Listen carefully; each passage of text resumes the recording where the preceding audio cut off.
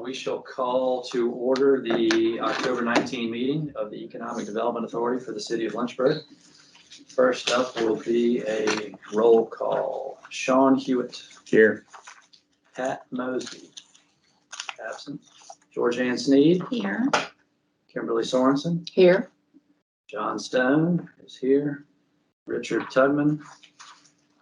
Absent. Sackett Wood. Here. Thank you. First up will be approval of minutes from the September 21st meeting. Those were in your meeting packet. Do we have any comments, amendments before I accept the motion to approve? Move to approve. Second. All in favor of approving the minutes as presented, please signify by saying aye. Aye. All opposed, like sign. All right, minutes are approved. All right, Item 3, bylaw review. okay. So like I said, I put the bylaws in your, Ted and I had some discussions because, a public notice going out for the meeting is addressed in the bylaws. And when I went upstairs to ask what we needed to do for public notice, for all the other meetings, including council, those things are all posted on bulletin boards around here. And I think in you all's, bylaws, it says, you know, you'll receive a copy of the meetings. And so what I was told, was that the only time that we have to put out a public notice or a press release is if we change the time or date or cancel a meeting or add a meeting that's not on the list. So I have taken from your handbook all of the meeting as they are for the whole year, and I have them posted in all of the places that they need to be alongside, you know, council and planning commission and all of those things. So they are out there, and I can certainly, you know, I put a copy in your main, you know, in the Dropbox, and I can put anything else, but once again, a full public notice. I mean, I just want the bylaws to reflect. But you don't have to do that anymore. Right. Okay. That's good. So just, this is all just up for, you know, discussion, meaning read it. Yeah, you'll hear what I'm saying here. Like right now, we have to take, I think the state of Virginia, aren't we right on that? We were told that we have to have your minutes online. So online, so I mean, a link to them. Website, which we do. Yes. Well, we have to put them on the, so we have to put those, they have to go after, Have to be posted within 10 days. yeah, after the meeting. So that's not in the When bylaws. they're approved. Oh, okay. So you got 10 days after the meeting where they approve. Which is the next meeting. So you want comments at a later time? Well, the main thing is just like if you, I'm gonna go over the high points real quick here, and then you all look at it, and you can't vote on it today because you didn't have enough time. And so I've let all the staff look at it in terms of anything I might have missed. You know, you kind of get wall-eyed with legalese when you're looking at all this, right? So,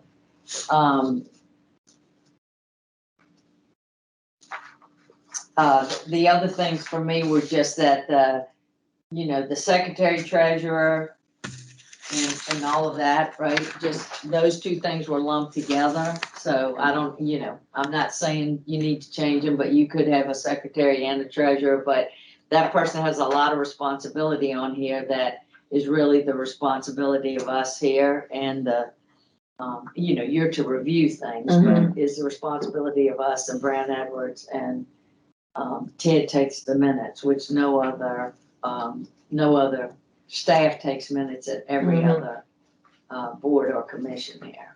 So, I mean, and Ted's obviously okay with that. I'd noticed that, talking about charging custody of all funds responsible for their investment. Well, you're gonna change that though, right? So that will change Yeah, the sum I of, think because when the bylaws were written, we didn't have an Office of Economic Development in the city. Right. We do now, and many of the functions which previously the authority Right. did are actually covered by the Yeah. Office of Economic Development. So what I would want I there, think we need to streamline them, and I think. So would you just like Yeah. come back with your I'll- recommendations I'll- and then we could nod our heads? I know when we redid the academy ones, they said that, and then we went back and Yeah, changed it to more the Sure. the staff Sure. responsible, but the treasurer reviews or whatever. Right. for instance, we didn't have a blanket liability policy when the bylaws were written, and we now do. They just need to be updated with the practices that you're actually doing. When was the last time the bylaws were revised, other than, 2000, when we went to, like, other Right. than the COVID era? not, they weren't, whatever's on the top of Before it. that was 15. 2015? But, you know, mainly they haven't been, you can see, if Ted's telling you that they're back to when we didn't have an office, we've had an office since the 90s. So Hmm. they haven't been updated. Gotcha. cleansed like that in a very long time. And so what I'll need to do is whatever, you know, modifications We'll suggest, send them out. We'll Ted give you time. suggests, I'm running them by the city attorney, because I'm not taking on, I wanna make sure I know what liability this office is taking on. So like I said, I just didn't want y'all to be caught blind, but you know, most of you've been here long enough, you know how we're working here, there's no rocket science to it. And you would be able to recognize things that either if you're an officer or not, you'd be able to recognize, that's not really a practice, like there's not.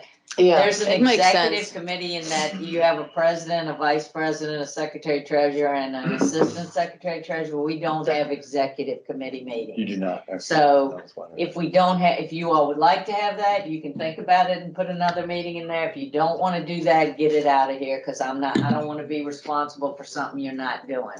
In the past, you didn't meet regularly, and I didn't want that on my back either, so that's why we have a meeting after, and we roll it through alphabetically. And even if we don't have a robust agenda, y'all are still in the habit of meeting, so that we can't be criticized to say, no, this doesn't function properly. Can the right? executive So you all- committee meet and make decisions on behalf of the? They're only advisory. Every committee is only advisory, but you could change, I don't know what the law says at No, the I was just state level, curious. but you could change that, right? No, So the main thing is just to bring them up to date with how we are how we are functioning now. They're not really long. They're only like 8 pages or something like that. And so,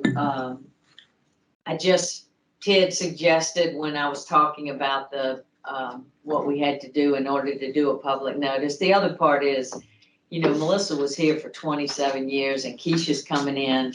And when she does work on the city side, she's got guardrails on both sides of her to make sure everything goes correctly. And when she works on the EDA side of it, all of that is who do you ask and what do you do and all of that. So I'm trying to streamline all of this so that she knows exactly, what to remind the board of, or, how to put things forward and all of that. So, there are things with the bank, signature cards need to be changed and all that, but that needs to be in a queue somewhere. So that you all can be reminded of those things. So that's what she and I are working towards is to, streamline all of that so that you all really feel comfortable and confident with the way things are going. And if you have a question, you can either refer back to the bylaws, just make sure we're following that, or make suggestions. So I highlighted in yellow just some of the things there. You all can read through it. Ted will make suggestions, and then we'll circulate that. And if there's anything in there that you say, well, is this something we have to do? Please send it back to me so I can vet it through Ted and Matt upstairs. So, thank you. Anybody have any questions on bylaw review before we move on?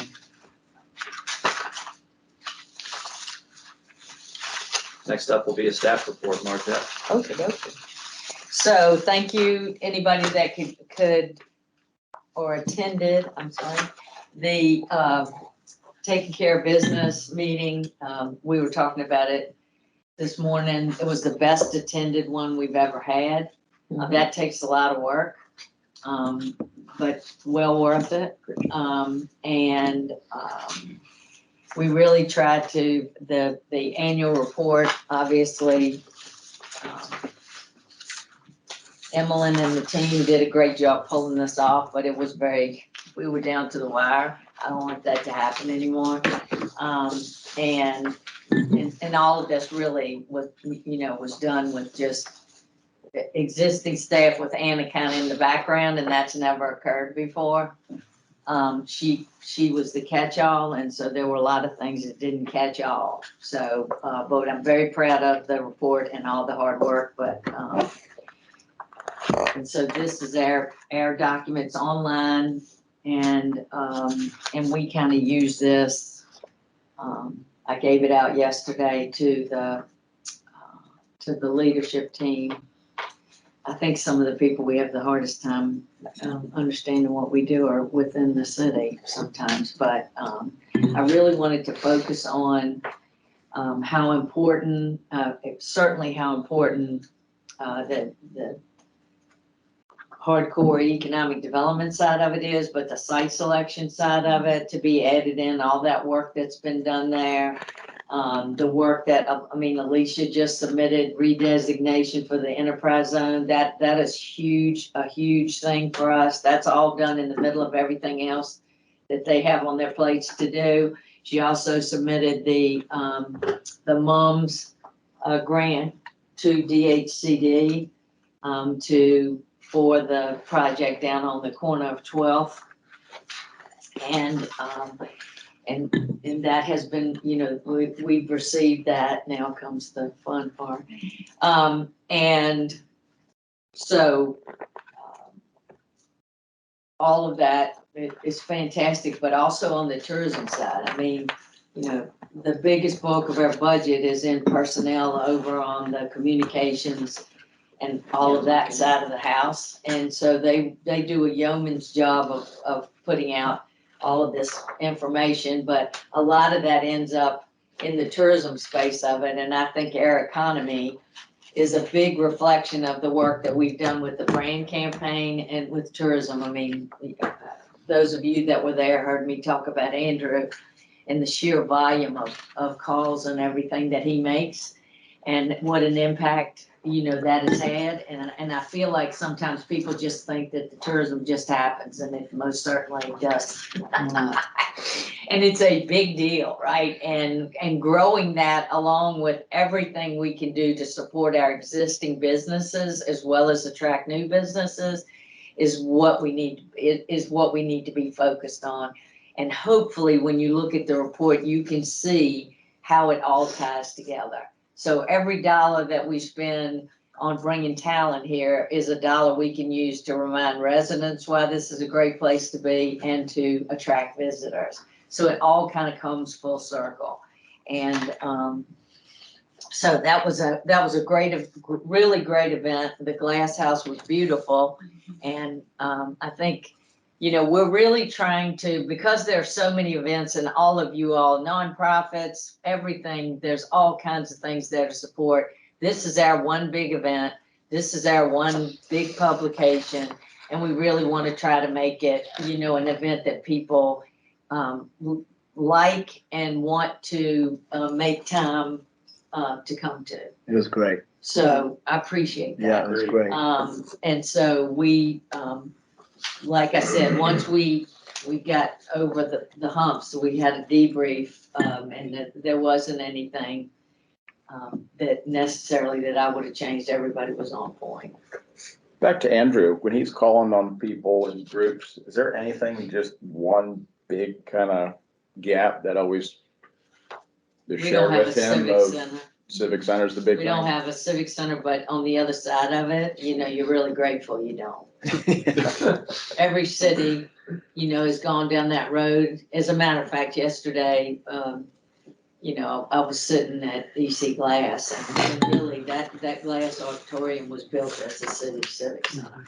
I mean, it was built to be, have multiple uses there. So that's part of it, is the fact that if you attract, a meeting or a conference of any size, that you don't have like flexible space. That's why we did the feasibility study back last year Mhm.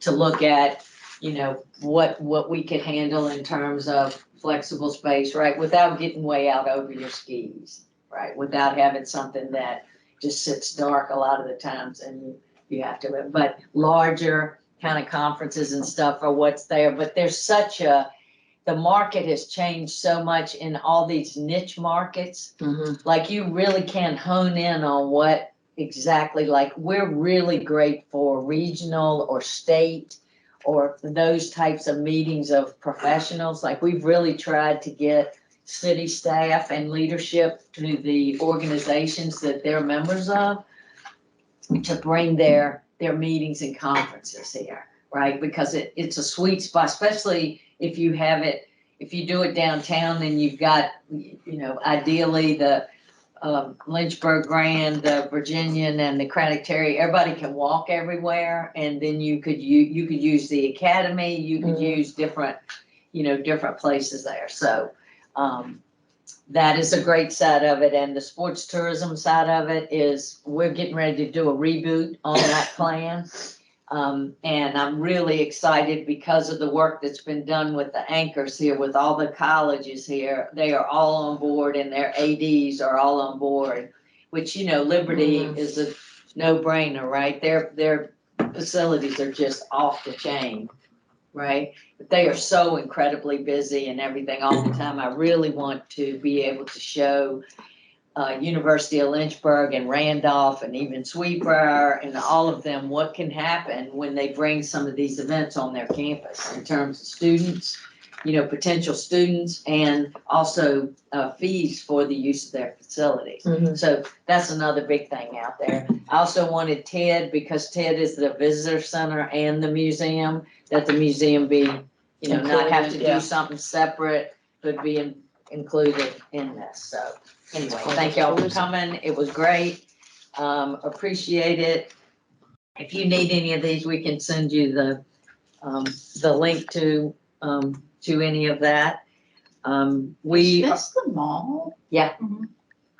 Oh, I need to go to the mall. It has Oh, totally it's changed inside. I didn't realize that either. Yeah, it's It is a different unbelievable, mall. It yeah. looks like this. Try and Yeah. get Well, it's like I told y'all the last It's time when been I was talking to renovated. you about, Not just in doing stores. stuff, working with them on an incentive for stuff, because they've knocked the cover off the ball out there. I mean, it It's in a looks completely phenomenal. different, It I gotta looks, go. different Yeah. place. You have to Have get in line to restaurants, go you to the can have a Mexican beer. restaurant. Yeah, they got a Yeah. robot. I heard they have a robot server. yeah.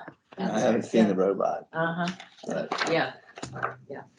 But it's unbelievable what Yeah, is it- going it on there. looks I didn't so tell them either, and they're always busting my chops because everything's always about, downtown, and I'm relentless. You can ask staff here about every picture we have needs to Yeah. reflect what our city looks like. Yeah, it's- You need to do stuff outside and all that. They walked in that night and I went, hello. And Yes. they went There's a crazy. restaurant They right went, here. oh my gosh. I said, yeah, I wasn't gonna tell you. I was waiting for you to give me a hard time and then I was gonna roll that Who's out. that? on you. Craig Pettit. And they have like. He's the real vice interior president jewelry of into real the estate playground. for Liberty. And he Okay. did all of this. We'll go have cocktails there. He did all of this. Okay, Yeah, and I'll go Um, often, 'cause it- so you all can read down through here. We're working on an awful lot of things. Amazement Square and Skylar Clark, who is the manager of the Craddock Terry, they were nominated for the Ordinary Awards. I know that sounds funny, but ordinary is extraordinary in the restaurant and tourism world. Alicia got the grant for the MUMS grant. And we will be working through that with you all. Lord help me. That's 12th Street. Yeah.